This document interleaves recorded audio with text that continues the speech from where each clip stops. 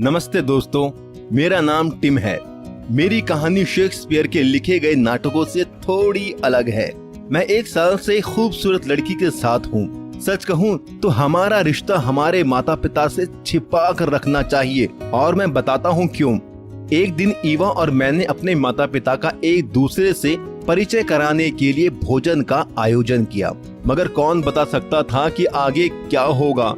मेरे माता और पिता सिद्धांतिक भौतिक वैज्ञानिक हैं और वे हर चीज का जवाब देना पसंद करते हैं और हर उस चीज के बारे में परेशान हो जाते हैं जिसका जवाब उनके पास नहीं होता।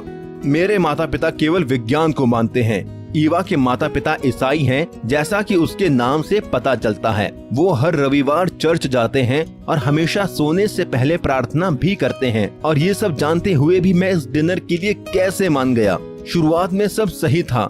सबसे पहले ईवा और मैं रेस्तरां पहुंचे।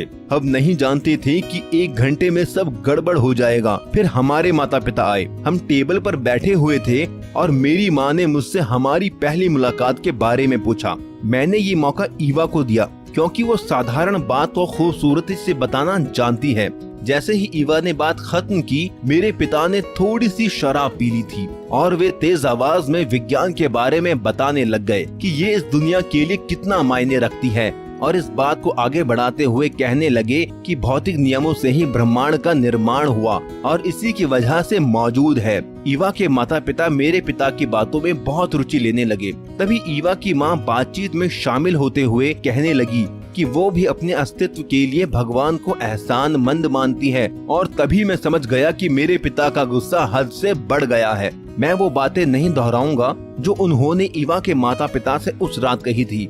उन्होंने गुस्से में गिलास तोड़ना भी शुरू कर दिया था और फिर ईवा के पिता के साथ झगड़ा करने लगे। शुक्र है पहरेदारों ने बचा लिया। इस रात मेरे पिता ने मुझे घर पर खूब डांटा और कहा कि अब मैं उस लड़की से हमेशा दूर रहूंगा। उस समय जीवन में पहली बार मेरा मन उन्हें मारने का कर रहा था और अच्छा हुआ कि मैंने अपने ऊपर काबू रखा। ईवा के मुताबिक उसके माता पिता भी हमारे रिश्ते के खिलाफ थे। मेरी माँ, जो पहले मेरे पिता का साथ दे रही थी, समझती थी कि ये मेरा पहला प्यार है। अगले दिन ईवा और मैं इस मुश्किल से बाहर निकलने के लिए मिले। हमें याद था कि रोमियो और जूलियट ने ऐसे ही मुश्किल से बाहर निकलने के लिए क्या किया था, लेकिन इस विचार को तुरंत ही खत्म कर दिया क्योंकि ये सब हकीकत है, कोई नाटक नहीं और यहाँ सब कुछ अलग है। और थोड़ा सोच विचार करने के बाद हम अभी भी परेशान थे। मैंने ईवा को बताया कि 2 दिन बाद मेरे माता पिता की शादी की सालगिरह है और तभी पता चला कि उसी दिन ईवा के माता पिता की शादी की भी सालगिरह है। ये अच्छा होगा कि वे सब साथ में डिनर करें। मेरे पिता थोड़ा गुस्सा होंगे लेकिन छुट्टियों में थोड़ा शांत रहते हैं। हमने सारी तैयारी की और एक टेबल बुक कर ली। मैंने अपने माता पिता को उनके लिए एक सरप्राइज के बारे में बताया और ईवा ने अपने माता पिता से भी ऐसा ही कहा। जब मैं और मेरे माता पिता रेस्तरां में आए तो उन्होंने मुझे गले लगा लिया, लेकिन वे चिंतित थे कि मेज 2 के लिए नहीं लगाई गई है। तभी ईवा के माता पिता वहां आ गए।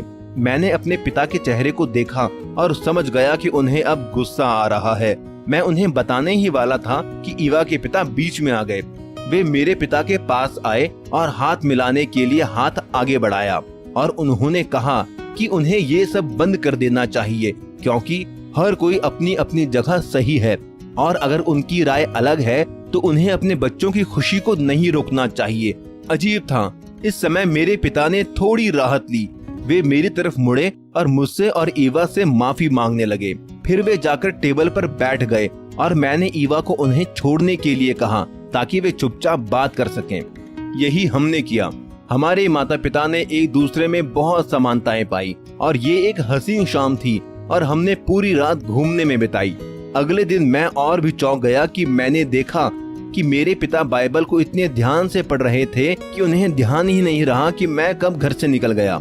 मुझे नहीं पता कि ये सब शेक्सपियर के नाटकों में कैसे हुआ था, लेकिन हमारे मामले में सब कुछ अच्छा हुआ।